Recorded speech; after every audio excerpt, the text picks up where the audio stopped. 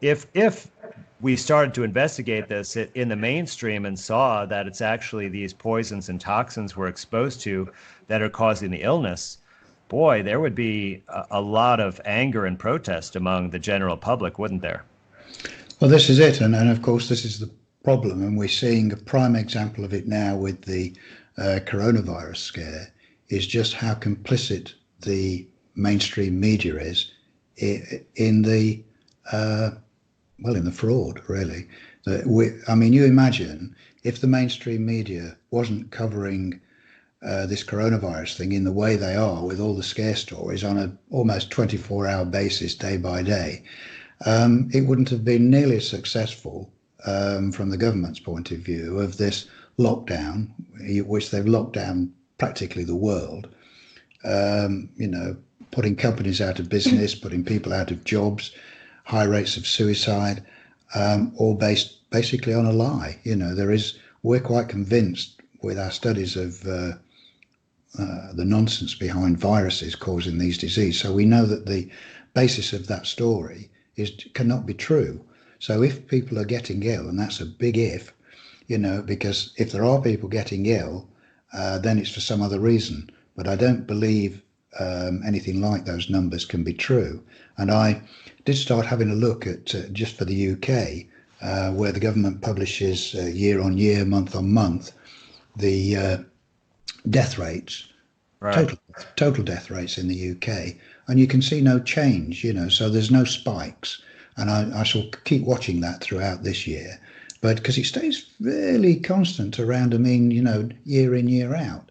And if there's going to be some pandemic, as we're told, then you would expect to see spikes in that. But there isn't anything. There's nothing showing so far. Yeah, well, I've looked at some of those data sources as well. I've seen the one from the UK government, and there's another one that looks at other a bigger section of Europe called MOMO. Yes. Right. And so what they're looking at is called excess mortality. So in other words, so far in 2020, are more people dead this year than the average for any given year. Right. And this is a really important thing to monitor, because if there is some new type of illness that comes about, right, this is how we're going to capture it.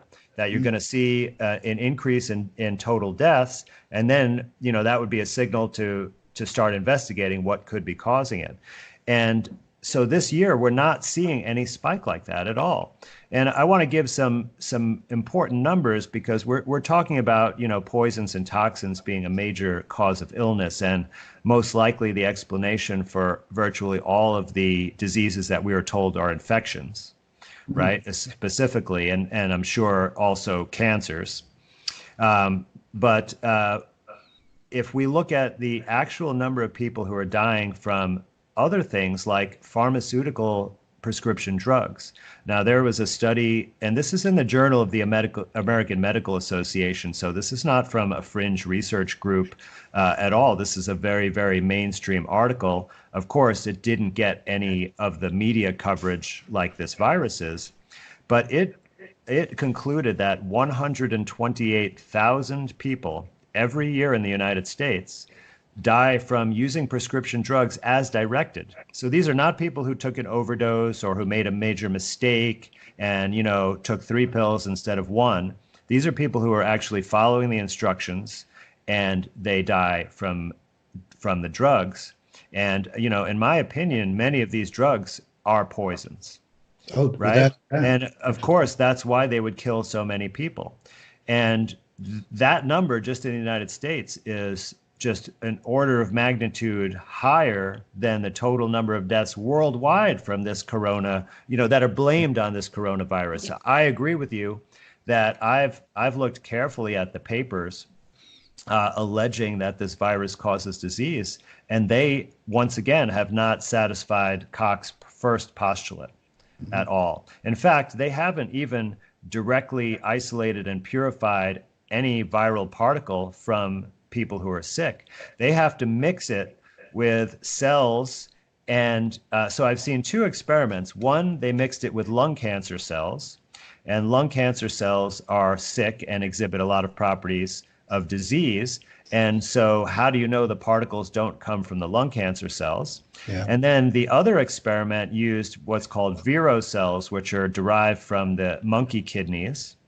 And so those would be healthy cells, but what did they do? They added multiple antibiotics to it, which are toxic to those cells, right? So basically, you're creating toxic cells, and then who knows what the toxic cells put out. And what I think is actually that they put out exosomes, which are our body's own way of protecting against a toxic exposure, that we put out these little sacs of fluid that contain some genetic material. And they've been demonstrated actually to be able to gobble up poisons and toxins. And they also signal other parts of our body to be on the lookout, or to send out the disposal team, or perhaps even to send out bacteria to clean it up, right? And Yeah.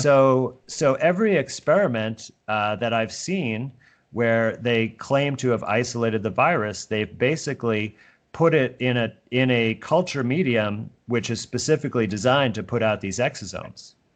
And the exosomes, and if you look at the electron microscope, right, like I've showed in my presentation, they are virtually identical in appearance, Sure.